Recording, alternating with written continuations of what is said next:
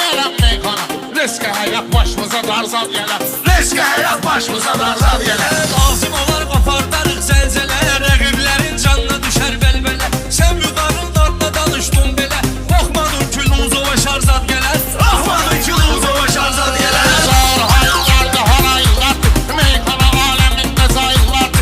Burada dağlılardı, sarayırlardı, qapını bağlı mərdi məzarzad gələr. Qapını bağlı mərdi məzarzad gələr. Lazım olsa göstərərik istedad, meyxana ilə açmalıyıq bol qanal. Mərdi məzar saraydan eylir rəşad, saraya adətən hökmüdar zad gələr. Saraya adətən hökmüdar zad gələr.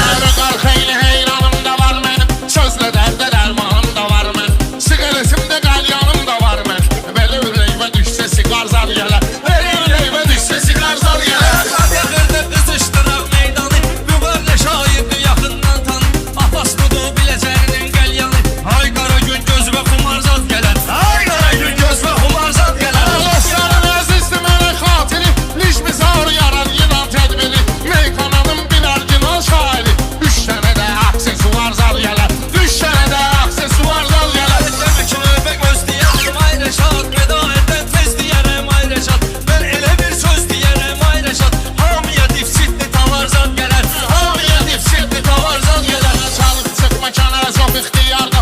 Yolum cəmaat da baxır kənarda. Ürəyin istəsə dediyin xiyarda. Doğranarız solbana har zad gələr. Doğranarız solbana har zad gələr. Dahilərlə dayanmışam üz-üzə, söz deyərəm göstərərəm möcüzə. Hansı yol ki qurum tavoydur sizə, amma mənə asfaltdu hamar zad gələr. Amma mənə asfaltdu hamar zad gələr. Qərardakı ixtiyar da şair dedi. Doğru fikir qərar da şair dedi. Altdan atlamaq da şair dedi. Üstüdə durmuşam şikar zad gələr.